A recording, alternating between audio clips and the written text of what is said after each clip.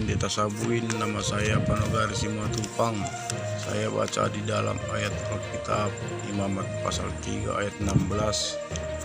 Imam harus membakar semuanya itu di atas misbah sebagai santapan berupa korban api-apian, menjadi bau yang menyenangkan. Segala lemak adalah kepunyaan Tuhan. Dalam ayat 17, inilah sesuatu ketetapan untuk selamanya bagi kamu turun-temurun di segala tempat kediamanmu. Janganlah sekali-kali kamu makan lemak dan darah. Kan hewan dan ikan kan Pak Pendeta ada lemaknya, ada darahnya.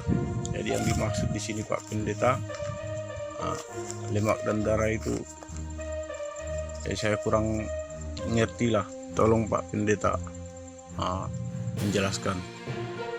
Salam, terima kasih. Terima kasih. Sepertinya pertanyaannya tadi tentang makanan. Gitu Iya, ada lemak dan darah. Terus pertanyaan di ikan katanya ada lemak dan darah. Bagaimana dengan hal tersebut? Iya, betul. Oke, silakan Pendeta. Baiklah, terima kasih.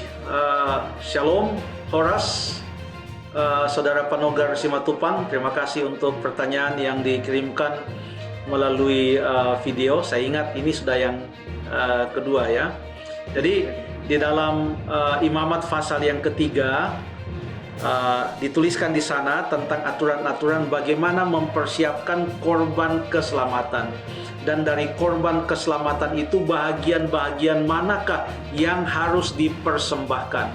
Di dalam memberikan korban kepada Tuhan dan juga di dalam upacara-upacara itu, Tuhan selalu mengajarkan kepada orang-orang Israel pada saat itu untuk memisahkan mana yang bahagian Tuhan, lalu kemudian mana yang boleh dimakan oleh imam-imam. Dan ada cerita bahwa anak-anak dari Imam Lewi, ini ceritanya di dalam buku 1 Samuel pasal yang kedua, menceritakan bagaimana mereka mengambil bahagian yang bukan punya imam, mereka ambil untuk mereka. Itu artinya mereka mengambil bahagian Tuhan. Artinya mereka tidak membedakan mana yang kudus bagi Tuhan dan mana yang tidak kudus. Jadi dalam semua upacara ini mempunyai makna yang luar biasa. Selain itu menggambarkan keselamatan yang akan diberikan oleh Tuhan Yesus Kristus melalui pengorbanannya di atas kayu salib. Maka di dalam mempersiapkan korban-korban ini, dalam pengaturan-pengaturan yang dibuat, itu juga mengajarkan kepada orang Israel untuk bisa membedakan mana yang kudus dan mana yang tidak kudus, agar supaya mereka betul-betul menghormati Tuhan melalui setiap hal yang mereka lakukan. Jadi di dalam pengaturan membuat korban keselamatan ini yang ditulis dalam Imamat pasal yang ketiga, karena korban-korban ini tidak ada di sini satupun yang disebutkan adalah ikan, ya. Yang disebutkan di sini adalah kambing domba atau seekor kambing domba yang jantan ataupun yang betina, dan ada banyak lagi lembu dan lain sebagainya. Semua itu yang dibuat menjadi korban keselamatan, tidak menyebutkan tentang ikan. Jadi kita tidak membahas ikan dulu di dalam Imamat pasal yang ketiga, karena di sini sudah jelas dikatakan apa saja yang menjadi korban keselamatan itu. Jadi coba kita baca mulai ayat yang ke-9. Ini sekarang tentang lemak, karena tadi pertanyaan dari saudara Panogar Simatupang tadi adalah tentang lemak dan darah. Kita bicara dulu tentang lemak di sini. Memang kalau kita mau langsung bahas mengenai kesehatan, orang terus mengambil dari sudut pandang kesehatan, lemak dan lain sebagainya. Tapi kebetulan ini bukan berbicara tentang kesehatan ini. Ini sedang berbicara tentang mana bahagian untuk Tuhan dan mana yang bukan untuk Tuhan. Jadi coba kita baca mulai ayat yang ke-9. Kemudian dari korban keselamatan itu, ia harus mempersembahkan lemaknya sebagai korban api-apian bagi Tuhan, yakni segenap ekornya yang berlemak yang harus dipotong dekat pada tulang belakang, dan lemak yang menyelubungi isi perut, segala lemak yang melekat pada isi perut, dan lagi kedua buah pinggang dan lemak yang melekat padanya, dan pada pinggang, pada umbai hati yang dipisahkan, serta buah pinggang, semua disebutkan di sana. Demikian juga dengan persembahan kambing di ayat yang ke-12, sama juga disebutkan tentang hal itu. Dan ini mengenai domba, menurut beberapa catatan para peneliti Alkitab, apa yang terjadi di zaman orang-orang Israel dulu, bagi orang Israel, ekor domba yang berlemak itu adalah merupakan salah satu bahagian yang paling enak dari daging domba. Ekor domba yang berlemak itu. Jadi Tuhan katakan ekor domba yang lemak itu adalah dipersembahkan kepada Tuhan, bagian lemak dari perut. Tuhan tidak mengatakan semua ada lemak yang dari bahagian-bahagian lainnya. Jelas dikatakan lemak dari mana. Jadi di sini bukan artinya berbicara tentang tidak boleh ada lemak sedikit pun di dalam daging itu, tetapi lagi berbicara lemak bahagian mana yang harus diambil dan disisihkan, yaitu lemak pada bagian perut, pada pinggang, umbai hati harus dipisahkan. Itu yang disebutkan dengan sangat rinci di sana.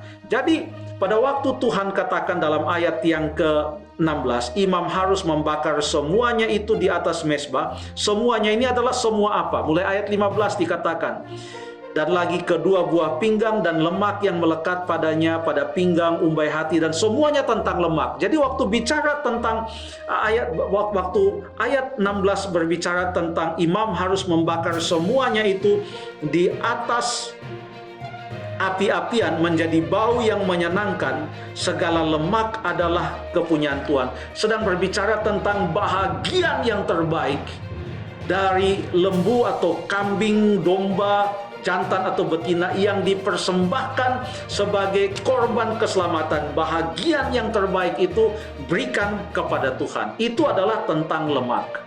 Tidak disebutkan di sini tentang darah itu katanya dicurahkan di sekeliling mezbah. Dan darah itu kalau di dalam perjanjian baru menggambarkan darah Yesus Kristus.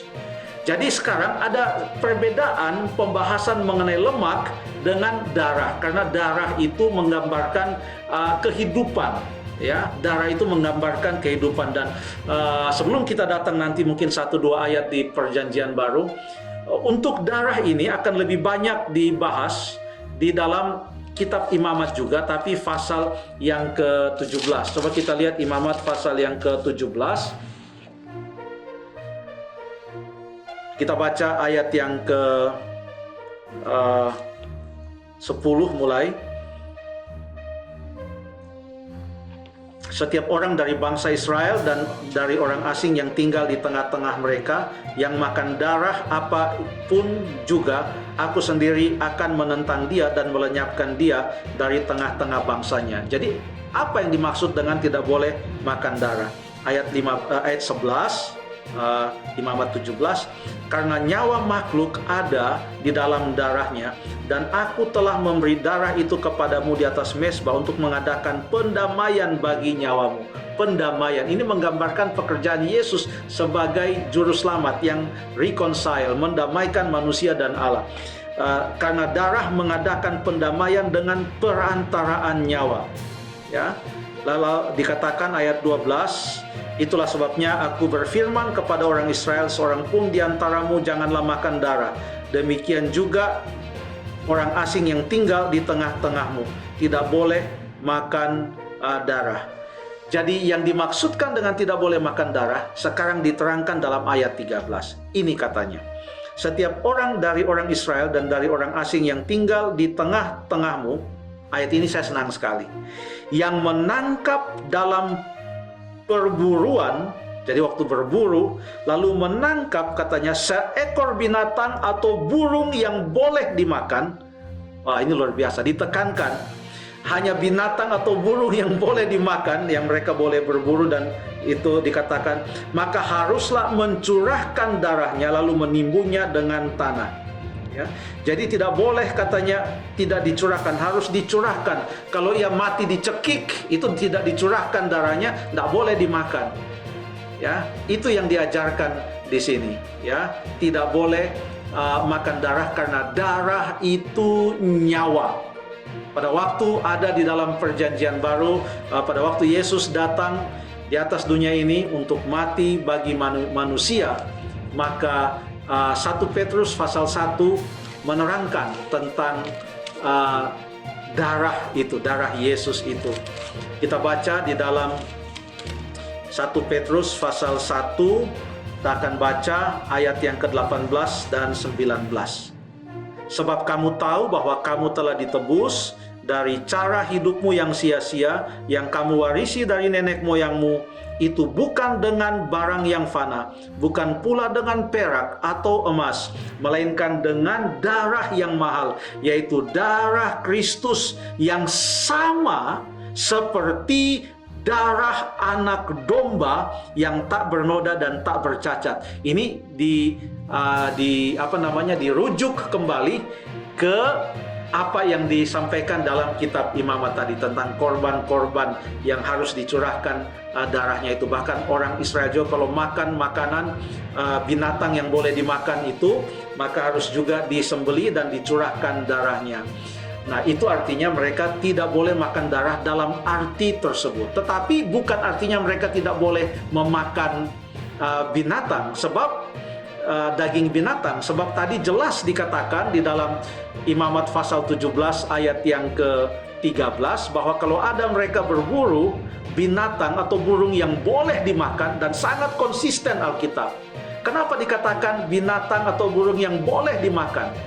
Karena sebelum pasal 17 ini, di pasal yang ke-11 telah disebutkan tentang daftar binatang-binatang yang boleh dimakan dan binatang-binatang yang tidak boleh dimakan, atau yang disebut dengan binatang yang haram, tidak boleh dimakan. Artinya, pada waktu mereka memakan daging binatang itu, sekalipun daging itu masih berwarna merah, tetapi kalau mereka sudah mengikuti cara dengan disembelih, lalu kemudian dicurahkan darahnya, maka mereka memakan daging itu bukan memakan darah. Sekalipun ada sedikit lemaknya, mungkin ada di bagian paha atau di mana, tapi kalau itu di dalam upacara korban keselamatan, maka lemak-lemak itu yang ditekankan di sana, yang penting sudah diambil lemak-lemak yang ada di bagian perut dan lain sebagainya, itu kalau dalam upacara ya dipersembahkan kepada Tuhan. Ya, sementara untuk ikan sendiri boleh dimakan. Kenapa? Karena ada di dalam Imamat pasal yang ke-11 mulai ayat yang ke-9 yang mengatakan, inilah yang boleh kamu makan dari segala yang hidup di dalam air, segala yang bersirip dan bersisik di dalam air, di dalam lautan dan di dalam sungai, itulah yang boleh kamu makan. Jadi berbicara juga tentang ikan, tetapi ikan ini kan tidak pernah disebutkan sebagai korban persembahan di atas mezbah itu. Tidak pernah ikan disebutkan demikian. Makanya tidak diatur di dalam ayat yang tadi Saudara Panogar Simatupang sebutkan dalam Imamat pasal yang ketiga ayat yang ke-16. Hanya mengatur tentang binatang-binatang seperti kambing, domba, dan lembu. Kurang lebih demikian. Mudah-mudahan tidak menjawab, tapi sedikit memberikan gambaran saja. Terima kasih.